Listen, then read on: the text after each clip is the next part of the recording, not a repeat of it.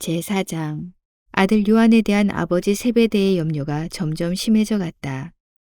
요한은 예수님께서 약속하신 대로 그를 찾아오시지 않는 것으로 인해 낙심해 있었다. 그러나 요한의 아우 야고보는 요한이 지나치게 이상주의적이기 때문에 실망스러워하는 것이 그를 위해 차라리 잘된 것이라 생각했다. 그러나 세베대는 자기 아들이 일을 거의 할 수 없을 만큼 낙심해 있는 모습을 더 이상 지켜보고 싶지 않았다. 요한에게는 모든 일들이 마치 싸워 이겨야 하는 적과 같이 보이는 것 같았다.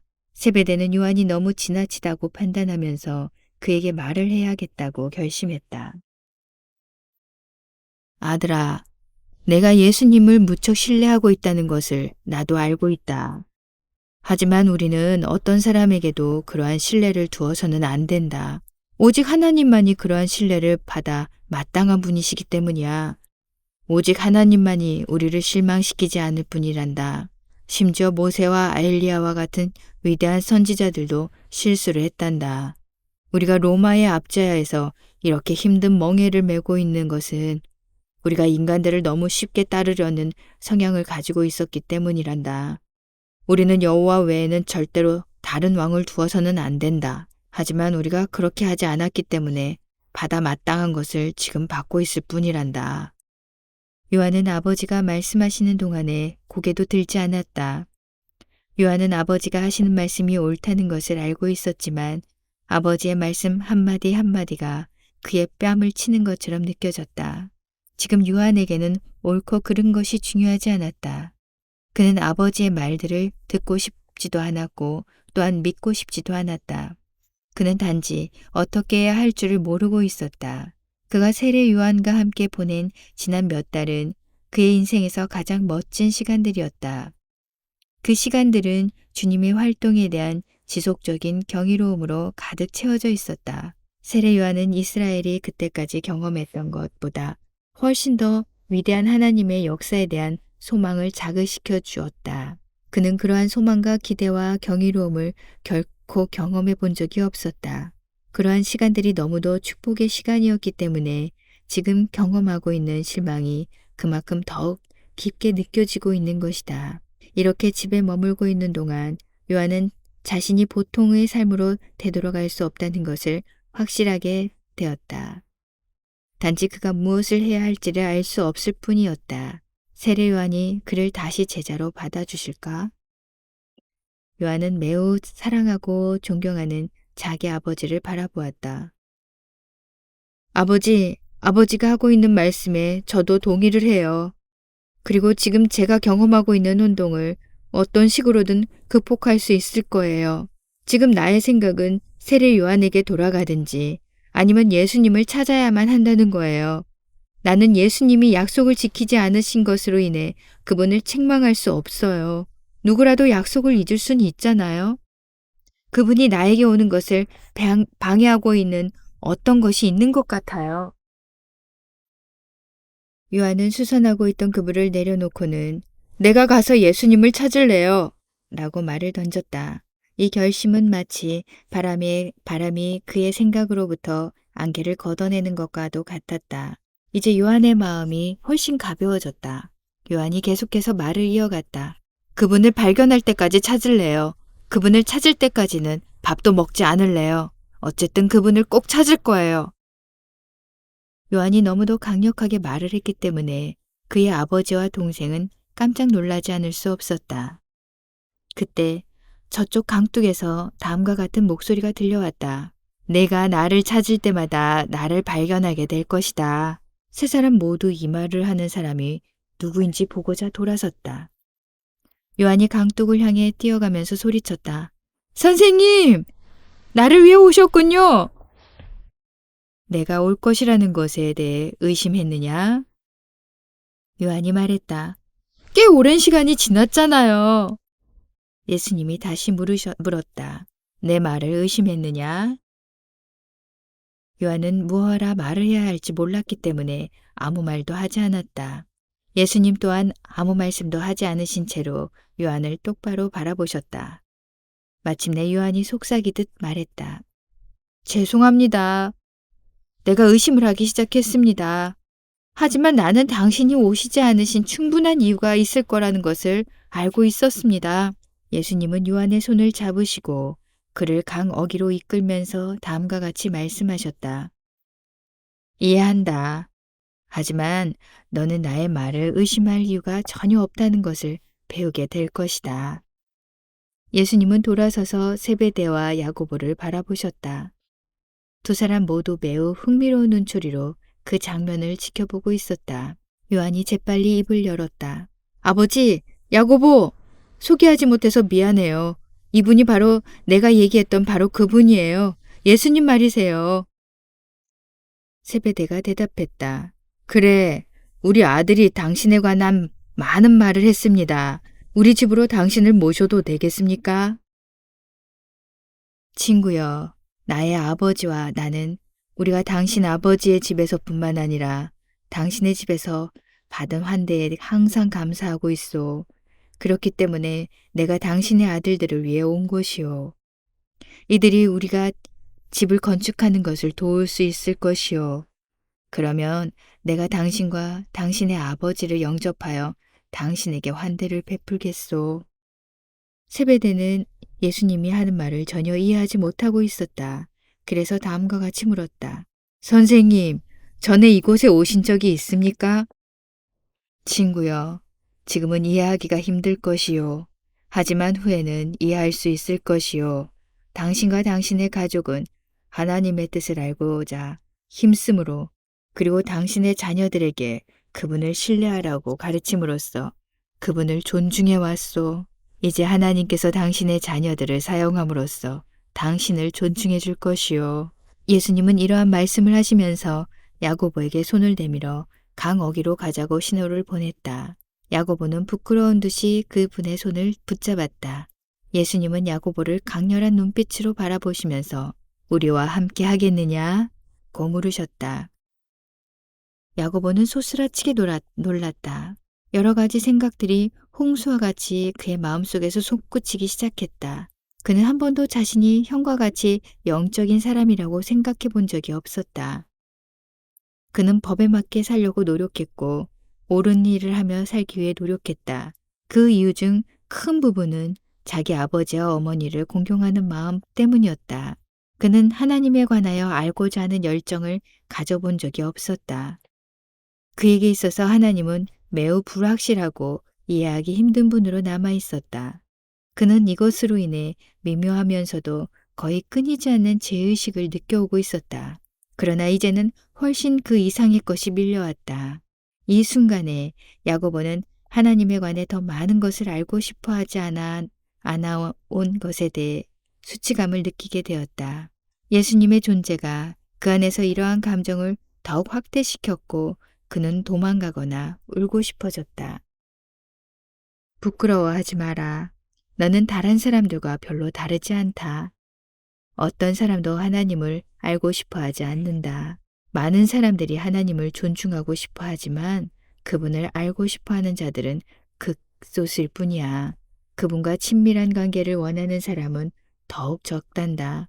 하지만 내 아버지 하나님은 인간들과 가까워지고 싶어 하신다. 그리고 아버지는 너희들과 가까워지고 싶어 하신다.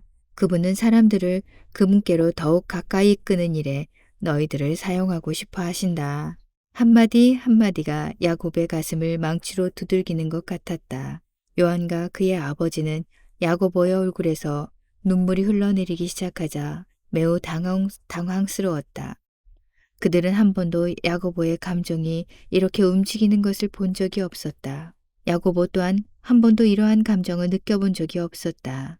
그는 하나님을 알려고 노력하지 않은 것에 대해 정말로 죄송한 마음을 가지고 있었다. 야고보는 또한 예수님께서 자신에게 한 말을 생각하면서 전에 느껴보지 못했던 행복을 느끼게 되었다. 그는 하나님께로 가까이 나아갈 수 있을 뿐만 아니라 주님께서 지금 하나님께 가까이 나아가라고 그에게 요청하고 있음을 확신하게 되었다. 선생님, 내가 무엇을 해야 할지 말씀해 주십시오. 나를 따르라. 나는 당신을 잘 알지 못합니다. 그러나 당신이 참되신 분이라는 것은 알 것 같습니다. 나는 지금 하나님이 당신을 통하여 나에게 말씀하고 있는 것 같은 느낌을 갖고 있습니다. 당신은 내가 생각하고 있는 것을 아실 뿐만 아니라 나의 깊은 생각들을 마음속에서 끌어내고 계십니다. 전에 이러한 느낌을 가져본 적이 없습니다. 나는 결코 이를 서두르지 않는 사람입니다. 하지만 나는 이미 당신을 따르겠다고 결심했습니다. 당신을 따를 것입니다. 세베대는 놀라움 속에서 숨을 죽인 채 이 모든 광경을 지켜보고 있었다. 낯선 사람과의 짧은 만남이 어떻게 이렇게 큰 영향을 내 아들에게 미칠 수 있단 말인가. 그리고 이렇게 놀라운 일에도 불구하고 세베대는 당혹스러움을 느끼기보다 평화로움을 느끼고 있었다. 어떻게 이럴 수 있을까? 그는 이해할 수는 없었지만 이 모든 것이 옳다는 느낌을 갖게 되었다. 사실 그는 매우 흥분되어 있었다. 그때 예수님께서 세베대를 향하여 돌아서셨다. 그러자 세베대는 어린 시절 이후로 한 번도 경험하지 못했던 어떤 것을 느끼게 되었다. 그는 이것을 유쾌한 현존이라 불렀다. 그가 하나님께서 이전에 행하셨던 모든 것들의 영광을 묵상하면서 바닷가에 앉아 있었을 때에 마치 하나님 자신이 그와 함께 하고 있다는 느낌을 갖곤 했었다. 세베대는 하나님께서 모세에게 보여주신 영광을 자신에게도 보여달라고 여러 번 간구한 적이 있었다. 그는 하나님께서 정말 그렇게 하실 것에 대해 항상 두려움을 가지고 있었지만 또한 그 두려움조차도 충분히 가치가 있을 것이라는 확신이 있었다. 그러한 시기에 종종 그에게 찾아오는 유쾌한 현존의 느낌은 그가 경험했던 가장 위대한 감정이었다. 그는 자신이 하나님의 영광을 볼 수 있다면 그것은 그가 다른 식으로 경험할 수 있는 모든 것들을 뛰어넘는 희열이 될 것이라는 것을 알고 있었다. 그러나 그는 성장하면서 많은 책임들을 맡게 되자 그러한 묵상의 시간들을 갖지 못하게 되었고 결국 그가 주님을 묵상하면서 갖곤 했던 기쁨을 경험하지 못하고 있었다. 그러나 이제 그때 가졌던 것과 똑같은 기쁨이 그를 온통 감싸고 있었다. 그 유쾌한 현존을 다시 느끼게 된 것이다. 이것이 모든 것을 바꾸어 놓았다. 세베대는 즉시 요한을 이해하게 되었고 야고보도 이와 같은 것을 경험했으면 하는 소망을 갖게 되었다. 세베대는 거의 속삭이듯이 다음과 같이 말했다. 선생님, 나는 하나님의 영광을 보기 위해 기도해 왔지만 한 번도 보지 못했습니다. 그런데 지금 나는 그분이 가까이에 계심을 느끼고 있습니다. 지금 그분을 느끼고 있습니다. 나는 하나님의 영광을 보지 못할지도 모릅니다. 하지만 나의 아들들이 당신과 함께 간다면 그들 또한 하나님의 임재의 기쁨을 알게 될 것이라 생각됩니다. 지금으로서는 이것이 나에게 가장 큰 기쁨이 될 것입니다. 나의 아들들이 당신과 함께 가는 것 말입니다. 나의 마음이 나에게 증거하고 있습니다. 당신은 우리 땅을 방문하도록 하나님에 의해 보내진 분이십니다. 우리 땅은 그 어떤 것보다 그분의 임재를 필요로 하고 있습니다. 내가 평생 들어왔으며 나의 아들들이 지금까지 들어온 우리 가족의 기도는 우리 가족이 우리 하나님의 위대한 이름에 영광을 돌리는 일에 사용받게 해달라는 것이었습니다. 어쨌든 나는 당신이 우리의 그러한 기도 때문에 여기에 있다는 것을 알고 있습니다. 나의 아들들이 보고 싶어지겠지만 오늘은 나에게 있어서 매우 위대한 날입니다. 우리의 기도에 응답하신 나의 조상들의 하나님께 감사를 드립니다. 친구여, 하나님께서 당신의 기도를 들어오셨소. 당신은 하나님의 영광을 볼 것이요. 하나님 또한 자기 아들을 보낸다는 것이 어떤 것인지를 잘 알고 있소. 당신은 하나님께 두 아들을 주었소. 따라서 하나님께서 당신에게 보답하실 것이요. 그 보답은 당신이 평생 동안 소망해왔던 하나님과의 친밀함이 될 것이요. 내가 다시 당신에게 돌아와서 당신이 제공해준 환대를 즐길 것이요. 하지만 지금은 우리가 떠나야만 하오. 내가 지체할 수 없이 이루어야만 하는 목적이 있기 때문이요. 당신은 당신과 함께 갖곤 했던 시간들을 그리워하는 옛 친구가 있다는 것을 기억하시오. 세베대는 일어서서 강둑으로 올라가 아들들과 포옹을 나누었다. 그리고 예수님을 향해 돌아섰는데 그때 그 위대한 현존을 더욱 강하게 느낄 수 있었다. 그는 막 터져 나오려는 홍수와 같은 눈물을 참으려 했고 그로 인해 그 이마에 깊은 주름이 지어졌다. 예수님께서 손을 내밀어 그의 어깨를 만지셨다. 그리고는 돌아서서 야고보와 요한과 함께 그곳을 떠나셨다. 세베대는 그들이 저쪽 모서리를 돌아가는 것을 지켜보았다. 아들들이 떠나간 것에 대해 슬픔을 느꼈지만 또한 큰 기쁨도 느낄 수 있었다. 그는 뒤로 돌아서서 배 안으로 들어갔으며 그 안에 잠시 앉아 있은 후에 노를 젓기 시작했다. 물 위에서 밤을 보낼 작정이었다. 그는 오랫동안 함께 해오지 못했던 친구를 가지고 있었다. 그리고 다시 그와 함께 할 때까지는 아무것도 할 수 없을 것 같았다. 세베대가 다음과 같이 입을 열었다. 내가 어렸을 때 당신과 함께 가졌던 것을 성장하는 가운데 잃어버렸습니다. 죄송합니다. 내가 다시 어린아이와 같이 되어야 할 것 같습니다. 내가 그때 가졌던 것과 오늘 예수님께서 여기 오셨을 때 내가 느꼈던 것을 다시는 잃지 않을 것입니다. 오늘 내가 아들을 떠나보냈지만 내가 당신과의 친밀함을 회복할 수 있다면 그것은 충분한 가치가 있는 것입니다. 그것만이 나의 상실감을 극복하는 데 도움이 될 것입니다. 시몬과 안드레는 세베대 그리고 그의 아들들과의 만남을 지켜보면서 큰 흥미로움을 갖게 되었다. 안드레는 자기 친구 요한을 다시 볼 수 있게 되어 매우 기뻤지만 시몬은 벌써부터 예수님을 차지하고자 하는 마음을 갖기 시작했다. 그렇지만 시몬 또한 세베대 그리고 그의 두 아들들과 예수님과의 만남을 보면서 놀라움을 금할 수 없었다. 그는 그들과 함께 우는 것을 억제하기 위해 자신의 감정과 싸우느라 혼이 났다. 그는 전에 이와 같은 세베대의 모습을 본 적이 없었다. 하지만 그는 세베대가 자신의 아버지인 양 그에 대한 사랑을 느끼기 시작했다. 심지어 시몬은 이렇게 빨리 그를 떠나야 하는 것에 대해 매우 아쉬워했다. 이들은 거의 1시간 동안이나 어색한 침묵을 지키며 걸어가고 있었다. 마침내 시몬이 입을 열었다. 선생님, 우리가 지금 어디로 가고 있습니까? 예수님이 대답하셨다. 이스라엘 집으로 가고 있단다. 갈릴리로부터 시작하여 아버지가 이끄시는 대로 여기저기 이동하게 될 것이다. 우리는 이스라엘 온 사방에 다녀야 할 것이다. 이번에는 안드레가 입을 열었다. 그러면 우리는 무엇을 하게 되지요? 내가 설명을 할지라도 지금 너희들이 이해할 수 있는 것을 초월하는 어떤 일들을 하게 될 것이다. 그렇긴 하지만 너희 마음속에 알고 싶은 것이 있다면 지금 말해도 된다. 나는 너희들이 모든 것을 이해하기를 원한다. 하지만 어떤 것들은 너희들이 경험하기 전에는 결코 이해하지 못할 것이다.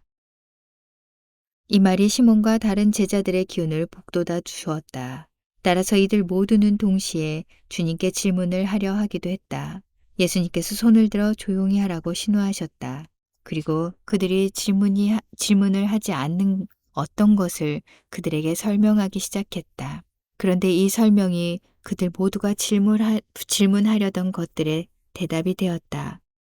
너희를 향한 나의 궁극적인 소망은 너희들이 내가 이해하는 대로 이해하는 것이며 또한 내가 하는 일들을 너희들이 행하는 것이다. 따라서 나는 행할 것이고 그런 후에 가르침을 줄 것이다. 너희들은 나의 일들을 보는 것으로 만족해서는 안 된다. 너희들은 그것들을 이해하고 또한 너희 스스로가 그 일들을 행하도록 부름을 받았다. 이러한 이유 때문에 내가 너희들의 질문을 항상 환영할 것이다. 너희가 나의 일들을 행할 만한 믿음이 자라게 된 후에는 다른 사람들을 가르쳐서 그들도 똑같은 일을 하게 해야만 할 것이다. 요한이 물었다. 선생님, 무슨 일에 대해 말씀하시는 건가요? 우리가 요한과 같이 세례를 베푸는 건가요? 아니면 선생님은 어떤 다른 일을 하실 건가요? 그래, 우리는 때로 세례를 베풀 것이다. 그러나 나는 지금 다른 일들에 관해 이야기하고 있다. 내일부터 그 일들을 보고 이해하게 될 것이다. 어색한 침묵 속에서 한동안 걸은 후에 이러한 대화를 나눈 것만으로도 이들에게는 큰 안도가 되었다. 그 즉시 이 그룹 안에 밝은 분위기가 조성되기 시작했다. 불편한 감정들이 깊고도 소박한 즐거움으로 바뀌었다. 기쁨이 이 그룹에 스며들기 시작하면서 예수님을 향한 시몬의 소유적 감정은 다른 사람들이 그들과 함께하고 있다는 감사하는 마음으로 바뀌었다. 그는 이제 세베대의 아들들에게 다가가 이야기를 꺼냈다. 잠시 후에는 예수님께서 야고보를 자기 옆으로 불러 함께 걸으면서 이야기를 하려고 하셨다. 네가 나를 처음 보았을 때 느꼈던 수치감은 아담이 느꼈던 것과 똑같은 죄의식이었단다. 아담은 죄를 지은 후 죄의식으로 인해 하나님으로부터 숨으려 했었지. 모든 사람들이 여전히 하나님으로부터 숨고 있단다. 이 수치감이 모든 사람들을 결박하게 하여 하나님으로부터 멀어지게 하고 있어. 이것 때문에 사람들이 하나님을 보거나 그분의 음성을 듣고 싶어 하지 않는 거야. 그러나 하나님께서는 인간들을 창조하신 것은 그들과 친밀한 관계를 맺기 위함이라는 것을 알아야 한다. 내 아버지는 사람들과 친밀해지기를 갈망하고 계셔. 사람들이 그것을 거부한다 할지라도 사실 모든 인간들은 그들 마음 깊은 곳으로부터 그분과 친밀해지고 싶은 마음을 갖고 있단다. 그렇기 때문에 내가 여기에 있고 내가 나와 함께 있는 것이다. 우리는 사람들이 그들의 하나님과 화목하는 일을 도울 것이다. 야고보는 아무런 응답도 하지 않았지만 예수님께서 무엇에 관해 말씀하고 계신 것을 즉시 이해했다. 잠시 후에 예수님께서 말을 이어가셨다. 사람들은 자신들의 수치심으로 인해 여러 방법들을 통해 하나님으로부터 숨고 있다. 이스라엘의 많은 사람들은 심지어 그분을 열정적으로 섬김으로써 그분으로부터 숨어 있기도 하다. 즉 희생제사를 드리고 종교적 활동에 헌신을 하면서 말이다. 사실 이들은 이러한 활동은 하지만 예배는 드리지 않고 있어. 그들은 자신들의 일들을 예배하고 있는 것이지. 그들은 이러한 일들을 통하여 하나님께 신뢰를 두기보다 자신들의 일에 더 신뢰를 두고 있단다. 진심으로 하나님을 섬기고자 하는 자들은 내가 한 것을 해야 한다. 그들은 숨으려 하기보다 내 아버지의 임재의 빛으로 나아가야만 해. 너는 나의 복음을 전하는 자들 중 한 사람으로 부름을 받았단다. 이것이 너의 직업이야. 즉 사람들이 숨는 장소에서 나오도록 도와서 하나님의 임재 앞에 서게 하는 것이 말이다. 선생님, 당신으로부터 돌아서는 대신 당신을 향하여 돌아서는 것이 내가 이제껏 했던 모든 일들 중 가장 힘든 일이었습니다. 사실 나는 내가 어떻게 그렇게 할 수 있었는지 모르겠어요. 예수님이 응답하셨다. 너는 도움을 입어서 그렇게 할 수 있었단다. 아버지께서 돕지 않으시면 아무도 나에게 올 수 없단다. 아무리 설득을 하려 해도 수치를 통해 결박된 인간의 마음은 자유롭게 될 수 없단다. 그렇기 때문에 너는 성령을 알아야만 한단다. 성령님은 아버지께서 자기에게로 이끄는 모든 자들에 대해 나에 대해 증거하도록 하기 위해 우리에게로 보내시는 분이다. 너를 설득시킨 것은 단지 나의 말 때문만이 아니라 내 마음 속에서 내가 참이라는 것을 알게 한 지식 때문이란다. 나의 말에 생명을 주어 날 생검과 같이 만들며 이것을 통하여 인간들의 마음 위에 놓여진 멍에를 꺾게 하시는 분이 바로 성령님이시다. 너는 나의 복음을 전하는 자이기 때문에 나에 대해 증거할 너의 이 말에도 이와 같은 능력이 부어질 것이다.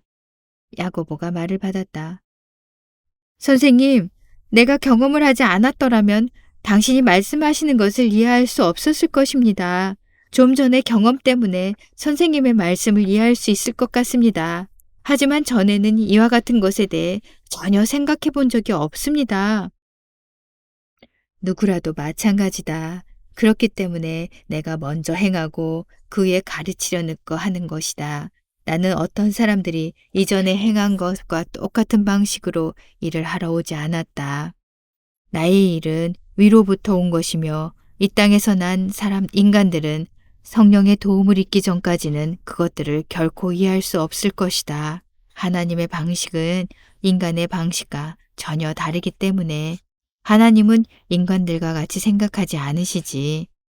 그러나 종교적인 사람들은 하나님께서 자기들과 똑같은 방식으로 생각한다고 믿어. 그래서 종교적인 사람들이 성령의 도움을 받기에 가장 힘든 사람들이다. 그러나 너는 종교적인 사람이 아니었기 때문에 나를 이해하고 따르기가 훨씬 쉬웠던 거야. 야고보는 이 말을 들으면서 깜짝 놀랐다. 나는 종교적인 사람들이 하나님께 가장 가까운 사람들이라고 생각해 왔어요. 아니다. 너는 그렇게 생각하지 않았어. 마음 깊은 곳에서 너는 그것이 하나님께 가까이 가는 길이 아니라는 것을 알고 있었어. 마음 깊은 곳에서 너는 하나님이 예식이나 희생 제사에 관심이 없다는 것을, 아니 하나님은 그러한 모든 것들을 뛰어넘는 분임에 틀림없다는 것을 알고 있었고 그것이 옳았다. 야고보가 응답했다. 그러면 왜 우리들 중 거룩한 많은 사람들이 이러한 예식들에 그렇게도 열중하지요? 야고보는 종교적인 사람들이 그러한 예식을 행하는 일에 자신들의 삶을 드리고 있음에도 하나님을 섬기고 있지 않다는 예수님의 말을 도저히 이해할 수 없었다. 예수님께서 돌아서서 모든 제자들이 들을 수 있도록 큰 소리로 다음과 같이 말씀하셨다. 하나님께는 한 번의 자비로운 행동을 하는 것이 평생 예식을 행하는 것보다 더 중요하다. 예식이라는 것이 인간들 안의 사랑을 자극하는 데 사용되어진다면 제 역할을 하는 것이지만 사랑을 대신하는 것으로 사용되어질 때에는 진리의 적이 될 수밖에 없다. 예식은 사람들이 하나님으로부터 숨기 위해 사용할 수 있는 가장 두터운 가면들 중에 하나가 될 수 있다. 나는 이 가면들을 벗겨서 인간들이 어두운 곳에서 나와서 진리 안에 걸으며 아담이 타락 이전에 행한 것과 같이 다시 하나님과 함께 걸을 수 있게 하기 위해 이곳에 온 것이다. 너희들은 하나님 혹은 너희 자신들로부터 숨지 않기로 결심했기 때문에 지금 나와 함께하고 있는 것이다. 너희들이 이렇게 할 수 있었던 것은 성령님께서 너희 마음 가운데 평화를 주시고 내가 참이라는 지식을 주셨기 때문이다. 성령님은 돕는 분이시다. 그분은 절대로 사람들을 강요하시는 분이 아니다. 인간들이 숨은 곳에서 나와 그분의 빛 가운데 거하기로 선택할 때만 성령님께서 그들을 도우실 수 있을 것이다. 성령님께서 사람들을 아버지께로 이끄시기 위해 그들 위해서 운행하시지만 그분은 결코 강요하지 않으시기 때문에 너희들 또한 아무도 강요해서는 안 될 것이다. 그렇게 하는 것이 우리의 방법이 아니며 또한 생명에 이르는 길도 아니다. 이때 야고보와 함께 앞에서 걷고 계셨던 예수님께서 걸음을 멈추시고는 다른 제자들을 바라보시며 말씀을 이어가셨다. 종교적인 사람들이 성령님의 도움에 가장 저항이 센 자들이다. 그 이유는 그들이 자신들의 의를 신뢰하면서 살아가고 있기 때문이다. 사실 그들은 자기들 마음속에서 느끼는 불의함으로 인한 수치를 가리기 위해 그러한 의를 사용하고 있는 것이다. 누군가가 자유를 얻기 위해서는 그러한 수치심을 드러내고 인정하며 자유를 얻기 위해 기꺼이 빛으로 나아가고자 해야 한다. 수치심은 하나님의 중심의 자리에 놓여진 자기 중심이다. 자기 스스로를 의롭게 여기는 사람들보다 세리와 창녀가 먼저 하나님께 나올 수 있는 것은 바로 이러한 이유 때문이야. 이 말을 들은 야고보는 조금 전보다 더욱 깜짝 놀랐다. 세리와 창녀가 하나님께 나올 수 있단 말입니까? 그렇다. 아버지는 그들 모두를 사랑하신다. 아버지는 모든 사람들을 사랑하신다. 심지어 아버지는 자기 의에 빠진 자들까지도 사랑하신다. 아버지께서 이들에게 다가가는 것이 힘들기는 하겠지만 말이다.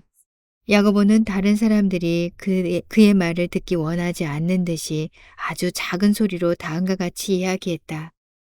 내가 주제넘게 말을 하고 있다면 용서해 주세요. 하지만 선생님은 세리와 창녀들이 하나님께 더 가깝고 종교적인 자들은 하나님으로부터 매우 먼 사람들이라고 말하고 있는 것 같습니다. 나는 예식들이 어떻게 오용되어지고 있는지에 관한 선생님의 말씀은 이해합니다. 하지만 제된 삶을 살고 있는 자들이 하나님께 더 쉽게 나아갈 수 있다는 것을 믿는 것은 참으로 어렵습니다. 예수님께서 응답하셨다. 이해하기 힘든 줄 알지만 내가 말한 것이 사실이다. 가장 악한 죄인들 중 많은 자들이 가장 종교적이고 고결한 사람들처럼 보이는 자들보다 먼저 나에게 나아올 것이다. 교만이 사단을 넘어지게 했으며 그 후로 거의 모든 사람들을 넘어지게 했다. 너로 하여금 하나님이 필요하지 않다고 생각하는 것이 바로 교만이다.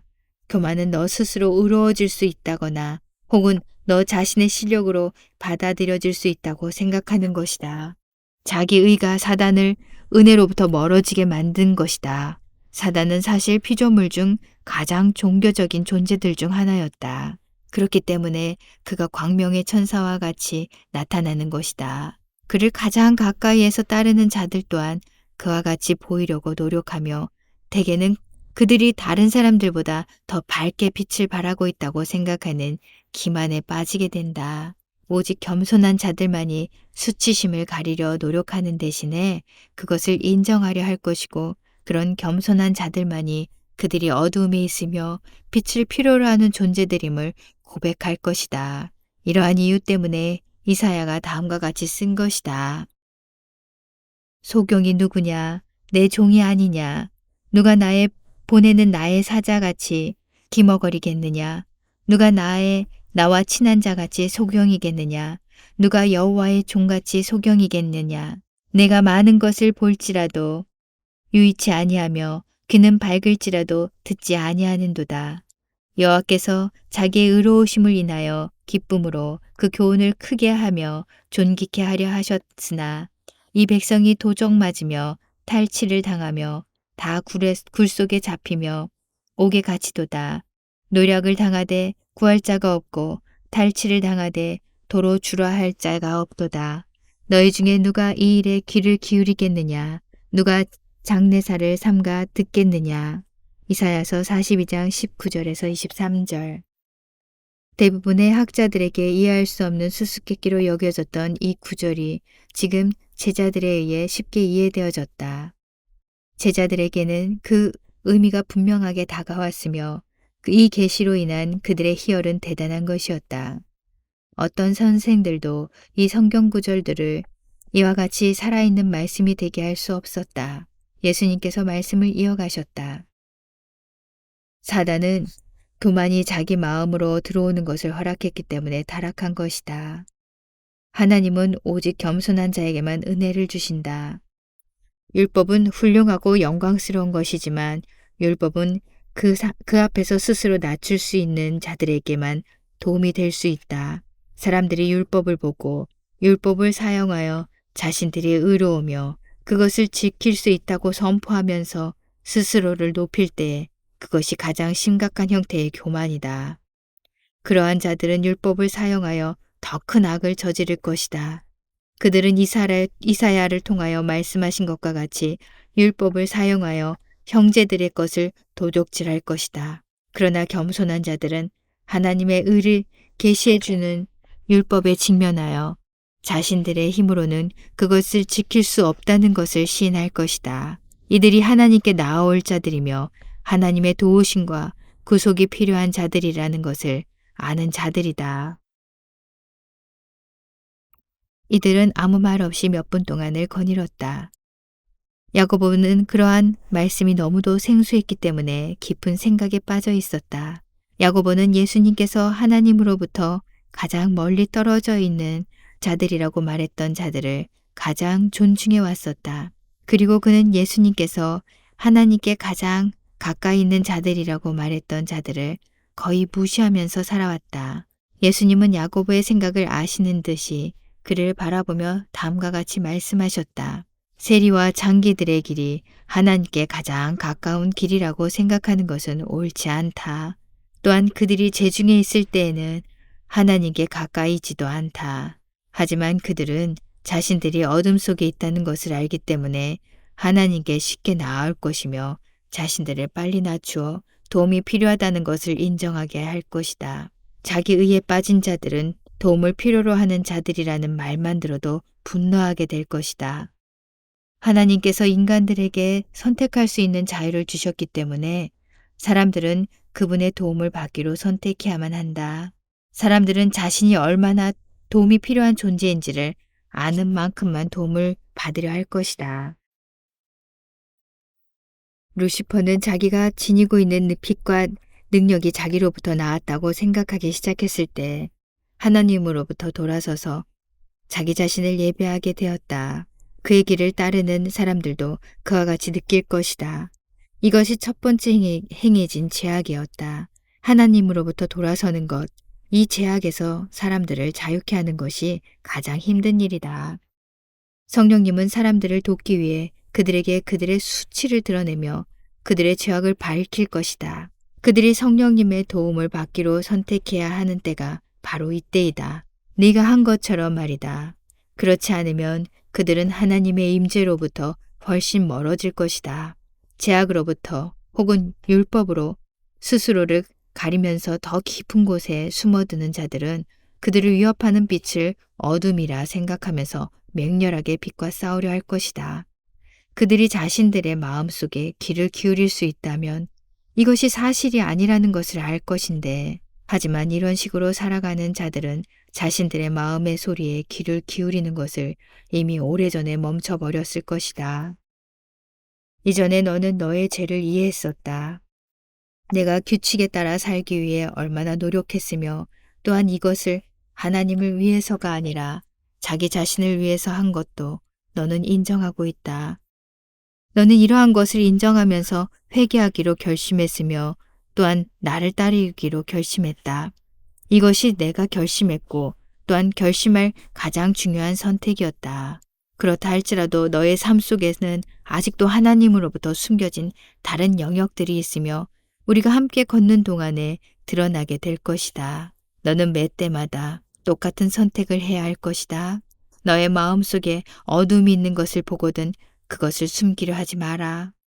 숨기지 않는다면 항상 자유케 될 것이다. 그러면 너의 삶은 더 넓은 자유와 더 풍성한 기쁨으로 채워지게 될 것이다. 나로부터 멀어지는 대신에 나에게로 달려오라. 나는 내 마음속에 있는 것 때문에 결코 놀라거나 충격을 받지 않을 것이다. 왜냐하면 내가 이미 그 안에 무엇이 있는지를 보았기 때문이다. 나는 결코 너를 정죄하지 않을 것이다. 나는 너를 자유케 하기 위해 이곳에 온 것이다. 네가 자유를 얻게 되면 너는 내가 받은 것과 똑같은 자유로 다른 사람들을 자유케 해야 한다. 내 자유를 자랑하거나 아직 자유롭지 않은 자들, 심지어 자기 의에 빠진 자들을 경멸하지 마라. 아버지는 모든 사람들을 사랑하신다. 심지어 자신을 거부하는 자들까지도 사랑하신다. 오늘부터 내가 해야 할 일은 사랑하는 것이다. 너는 무엇보다 하나님을 사랑해야 하며 내가 다시 너 자신을 사랑하는 것을 배우는 대로 다른 사람들을 사랑해야 한다. 너 자신을 사랑하는 것은 마땅한 것이며 자기 중심적인 것이 아니란다. 이것이 바로 하나님의 자녀로서 누리는 기쁨이란다. 이제 제자들은 모두 이 기쁨을 가지게 되었다. 그들은 또한 동시에 그들이 예수님과 함께 걸으면서 그분에 의해 개인적인 가르침을 받을 자격이 없는 자들이라는 것도 알고 있었다. 때로 그들은 달아나고 싶었고 때로는 예수님과 가까이 지내기 위해 죄나 수치심이 드러나는 것을 견뎌야 한다는 것도 알고 있었다. 이것은 그들의 마음속에서 굳어진 것들이 한꺼풀 한꺼풀 벗겨져 나아갈 때 익숙해져야 할 감정이었다. 얼마의 시간이 지난 후에 예수님께서 다시 말씀을 이어가셨다.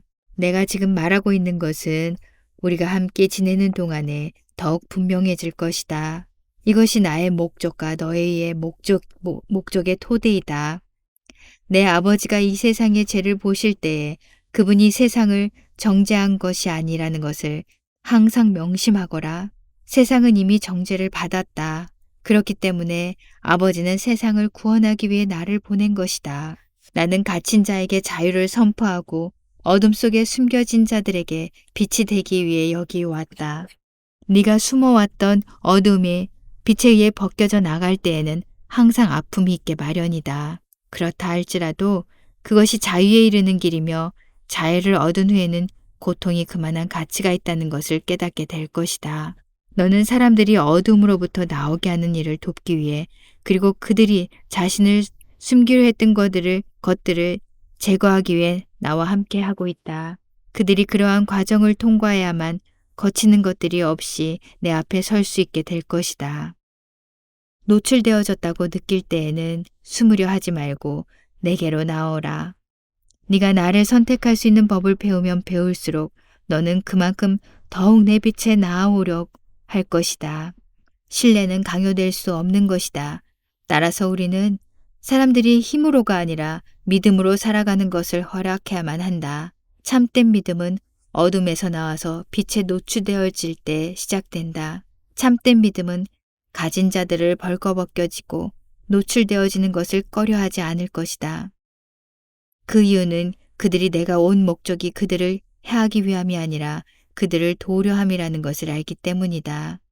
돕고자 하는 나의 의도와 능력에 대한 믿음이 온 세상에 가장 강력한 힘이 될 것이다. 너는 이것을 배우게 될 것이다. 이것은 사람들이나 악한 영들의 교만보다 훨씬 더 강력하며 사람들 위해 지어진 견고한 진을 파할 것이다. 너와 이 작은 그룹이 진리의 위대한 행군을 하는 첫사람들이다. 이것은 오랜 행군이 되겠지만 결국 사람들은 나를 믿게 될 것이다. 그들은 나를 믿게 됨에 따라 어둠에서 나올 것이며 빛의 능력이 그들 안에서 자라게 될 것이다. 이 능력이 나타날 때에 다른 많은 사람들 또한 나를 신뢰하고 어둠에서 나올 수 있다는 것을 알게 될 것이다. 이 능력은 나에게서 나오는 자들 안에서 더욱 강력해질 것이다. 언제까지? 이 땅에서 지금까지 행해지는 것들보다 훨씬 더 위대한 일들을 행하는 것에 그들이 익숙해질 때까지. 시몬이 불쑥 질문을 던졌다. 선생님, 위대한 기적들을 말씀하시는 건가요? 사실 시몬은 예수님과 야고보 사이에 오가는 대화의 모든 말들을 놓치지 않으려 노력해 오고 있었다. 그래, 더 위대한 기적들 말이다. 하나님은 새끼손가락 하나 움직이지 않으시고도 이 세상에서 가장 위대한 기적들을 향해 행해 오셨다. 하나님은 이전에 바다를 가르신 것과 같이 자신을 신뢰하는 작은 어린 아이들로부터 나오는 믿음의 기도 때문에 어느 날 산들을 둘러 나누실 것이다. 미가엘 천사, 그리고 그와 함께 서 있던 천사장들 또한 예수님께서 하신 모든 말씀을 경청하고 있었다. 그들 주위에 서 있던 수천의 천사들도 마찬가지였다. 예수님과 함께 먼지 있는 길을 걷고 있던 이 작은 그룹 위에 조용한 침묵이 흐르자 천사장 중에 하나가 입을 열었다. 나는 사단이 첫 남자와 여자를 시험한 이후로 줄곧 이곳에 있었습니다. 하지만 나는 사람들 혹은 타락한 천사들 안에 있는 큰 제약들을 지금처럼 명확히 이해해 본 적은 없었습니다. 사단이 우리에게 말하고자 했던 것은 이러한 연약함이 우리의 힘의 근원이라는 것이었습니다. 사단은 우리 자신을 알고 그가 우리 개인 안에 있는 큰 빛이라 부르는 것에 따라 살도록 유혹함으로써 우리를 반역에 가담시키려 했던 것입니다. 나는 내 안에 큰 빛이 있다는 것을 느끼지 못한 채 단지 아버지께서 나에게 주신 것만 가지고 있는 것으로 인해 자주 염려를 하고 있었습니다. 내가 이렇게 느끼면 느낄수록, 즉 내 안에 큰 빛과 능력이 부족하다는 것을 느끼면 느낄수록 나는 더욱 아버지를 의존하게 되었고 나는 더 높이 진급되어 왔습니다. 이전에는 그 이유를 몰랐지만 이제 이것이 피조물을 떠받쳐주고 있는 진리라는 것을 깨닫게 되었습니다. 우리는 오직 우리에게 주어진 것만을 가지고 있습니다. 모든 능력과 빛이 아버지께로부터 나온다는 것을 알면 알수록 우리는 그만큼 더욱 능력과 권세를 받을 수 있게 되는군요. 미가엘 천사가 말했다. 그렇기 때문에 언젠가 인간들이 우리들을 판단하게 될 것이다. 그렇게 부패하고 어두움 속에 빠진 사람들, 그리고 그렇게 약하고 눈이 먼 사람들이 아버지 하나님에 대한 그들의 의존성을 더욱 깊이 알게 될 것이다. 그러므로 하나님은 그들에게 더 큰 권세를 부여하실 것이다. 왜냐하면 그들은 자기 자신들을 신뢰할 수 없으며 오직 하나님만을 의존해야 한다는 것을 알기 때문이다. 그러한 자들은 사단의 실수를 다시 반복하지 않을 것이다. 그렇기 때문에 아들이 그들 중 한 사람과 같이 된 것이다. 그들을 어두움에서 나와 다시 하나님의 빛으로 나아갈 수 있도록 돕기 위해서 이제 우리는 하나님에 관해 처음부터 배운 것보다 더 많은 것을 매일 배워가게 될 것이다. 따라서 우리가 여기에서 이러한 것들을 볼 수 있는 것이 얼마나 큰 축복인지 모르겠구나. 아들에게 나아가서 그분의 말씀을 들으며 그분의 길에 서서 빛나는 영광을 바라보는 이들은 참으로 축복된 자들이다. 이 영광을 바라보는 것은 참으로 모든 전투에 버금가는 가치가 있는 것이다. 우리의 적이 이 피조의 세계에 가져온 모든 어두움은 우리 하나님의 영광을 더욱 밝게 비추는 역할을 할 뿐이다. 아버지는 내가 이전에 생각했던 것보다 우리의 충성을 받기에 합당하신 분이시다. 하나님은 참으로 모든 권세와 능력과 영광과 주권의 근원이시다. 지금은 참으로 놀랍고 위대한 시기이다. 예수님과 함께 거닐던 제자들 사이의 분위기가 점점 더 진지해져 가고 있었다. 제자들은 예수님께서 하나님과의 참된 관계에 대해서 그들에게 말씀하신 것과 그들의 전반적인 종교적 토대, 사실 이스라엘 전체가 이 토대 위에 세워져 있다. 이 사이에 얼마나 심각한 차이가 존재하는지에 대해 충분한 이해를 얻기 시작했다. 그들 모두는 이스라엘 나라 전체가 예수님의 메시지에 의해 얼마나 큰 충격을 받을지에 대해 이미 상상할 수 있었다. 요한과 안드레는 세례 요한의 메시지가 어떻게 예수님을 위한 길을 예비하는 것이었는지를 이해하기 시작했다. 그들의 마음은 세례 요한과 함께 했던 오랜 시간으로 말미암아 예수님께 준비되어 있었다. 그러나 그들은 이스라엘 사람들의 대부분, 특히 지도자들이 예수님을 이해하는 것이 매우 힘들 것이라는 것을 알고 있었다. 이 두 사람은 아직도 어떻게 그들의 종교가 그들의 예배의 대상이었던 분에 직접적으로 반대하는 것이 되었는지를 이해할 수 없었다.